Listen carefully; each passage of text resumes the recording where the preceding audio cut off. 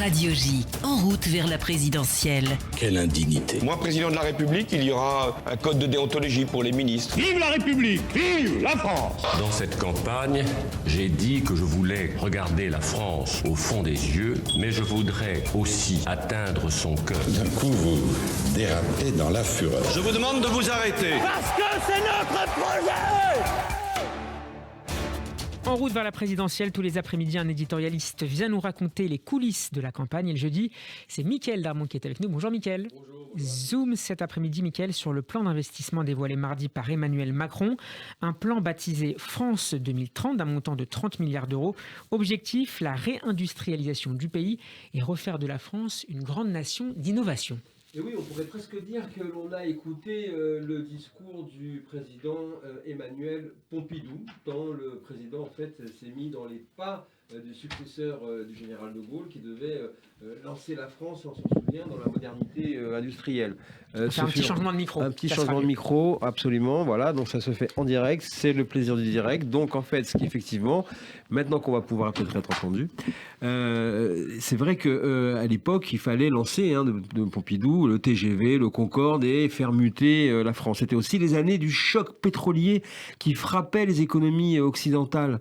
On s'en souvient, qui étaient dépendantes du pétrole arabe, et c'était à cause de la pression diplomatique liée aux guerres du Moyen-Orient. C'est à cette époque-là d'ailleurs qu'on a vu que ce qu'on a appelé la politique arabe de la France a pris son essor. Et il y avait aussi un autre slogan gouvernemental qui a beaucoup frappé les esprits encore jusqu'à aujourd'hui. C'est à cette époque-là qu'on a dit en France, on n'a pas de pétrole, mais on a des idées. Voilà. Aujourd'hui, des années après, avec le président Macron, on n'a toujours pas de pétrole, mais on a décidé que le nucléaire serait non seulement la base de l'indépendance énergétique, mais aussi de la transition écologique. Parce qu'avec l'électricité qui va maintenant prendre toute la place, et même la place des moteurs thermiques, puisque les voitures dans 10 ans, c'est terminé avec l'essence, il faudra encore plus d'électricité. Et c'est pour cela, effectivement, qu'il y a eu ces annonces, avec aussi la possibilité et l'envie et le besoin de passer à l'hydrogène. Macron veut que la France soit un champion de l'hydrogène vert. Au total, 50 milliards d'investissements dans toutes les industries d'avenir pour 2030, pour être capable d'exister face aux États-Unis et aux Chinois. Mais on voit bien que c'est une bonne manière de tirer les leçons de cette pandémie qui a montré une grande fragilité, une grande dépendance de la France, notamment face à l'industrie pharmaceutique, face aux Chinois et aux Américains. On va écouter justement Emmanuel Macron, c'était mardi. D'abord, la France a longtemps pensé qu'elle pouvait se désindustrialiser en continuant à être une grande nation d'innovation et de production. Je crois que maintenant, il est établi que c'est faux. Quand on se désindustrialise, on perd de la capacité à tirer de l'innovation dans l'industrie, et donc de l'innovation même incrémentale, et c'est celle-ci qui nourrit le dialogue avec l'innovation de rupture. C'est un continuum, tout se tient, beaucoup plus que les débats ne l'avaient montré jusqu'alors. Je parle ici sous le contrôle d'économistes industriels qui l'ont montré avant moi et beaucoup mieux que moi, cher Élie, mais c'est la réalité. Des annonces, Mickaël, qui interviennent alors que la hausse des tarifs énergétiques inquiète les Français. Ça tombe mal, non ?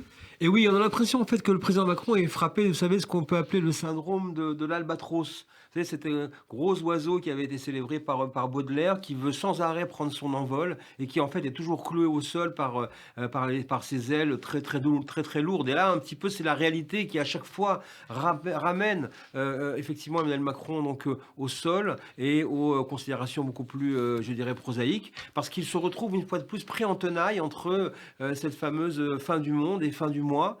Quels sont les deux tenants, et c'est là que au fond, il y a une partie de l'équation de la présidentielle qui se joue en ce moment. C'est-à-dire qu'il veut effectivement placer la France dans une optique de développement pour 2030, alors que de nombreux Français répondent en ce moment, mais nous avons le prix des énergies qui est en train de flamber, une inquiétude, peut-être une colère sociale va se remettre à flamber. Donc de ce point de vue-là, on est... Comment tout ça va s'articuler justement, ce plan et la campagne présidentielle qui a déjà quasiment démarré pour le président ? Eh bien, il s'insère dans une démarche déjà qu'a installée Emmanuel Macron depuis la rentrée. Alors évidemment, officiellement, à l'Élysée, on vous dit pas question de penser une seule seconde à 2022. On est préoccupé sur le travail jusqu'à la fin du quinquennat. Mais enfin, en réalité, vous voyez bien comment, en fait, depuis la rentrée, les agriculteurs, les protections des animaux, les chasseurs, les ouvriers, il a été à Marseille, les policiers, bref, l'argent coule à flot. Et de ce point de vue-là, certains lui disent et l'accusent de jouer un peu les Pères Noël pour favoriser sa réélection. Alors 6 mois nous séparent maintenant du premier tour de la présidentielle et au milieu de cette période, un moment important, Mickaël, la présidence française de l'Union européenne, un tremplin ou un boulet? Eh bien ça va être Emmanuel exactement la grande, je dirais, question, hein, parce qu'en fait, cette présidence française qui commence le 1er janvier 2022 va se terminer après l'élection présidentielle. Elle va enjamber la campagne. Ça veut dire que la personne qui va être à l'Élysée, soit en continuant, soit en arrivant nouvellement, devient également président donc, de l'Union européenne jusqu'au mois de juin. Mais ce qui veut dire aussi que pendant toute la campagne, vous allez avoir un président Macron qui va se démultiplier. Il va être président de l'Union européenne sur les scènes de l'Union, et puis il va être candidat également dans les frontières de l'Hexagone. Ça posera une question de temps de parole, et puis ça posera une question de cohérence, parce qu'il va falloir vendre aussi l'Europe et toutes ces réalisations, et en même temps parler à beaucoup de Français qui souvent sont réfractaires à cette même Europe. Donc ça peut effectivement être une difficulté. Alors au terme d'un mandat traversé par de nombreuses crises, l'affaire Benalla, les Gilets jaunes, la Covid-19 évidemment, comment Emmanuel Macron peut justement parvenir à séduire 5 ans après une nouvelle fois les Français? C'est toute la question, parce que le président du en même temps s'est souvent retrouvé à contre-temps. C'est-à-dire qu'il a été sans arrêt en train de poursuivre cette fameuse horloge et ce fameux temps qu'il n'a pas pu maîtriser à travers toutes les crises que vous avez effectivement signalées. Et puis, à chaque fois, il a dû être en contradiction avec son propre projet. Lui qui voulait libérer les Français et leur redonner la maîtrise de leur destin, il leur a dit « restez chez vous ». À cause d'un virus pandémique. Lui qui avait dit bousculer les règles, n'acceptez pas l'ordre établi pour pouvoir également être dans une logique de maîtrise de votre émancipation, il s'est retrouvé face aux Gilets jaunes, qui en fait ont été les premiers à l'écouter. Donc de ce point de vue-là, il a été sans arrêt dans la poursuite, je dirais, de son projet.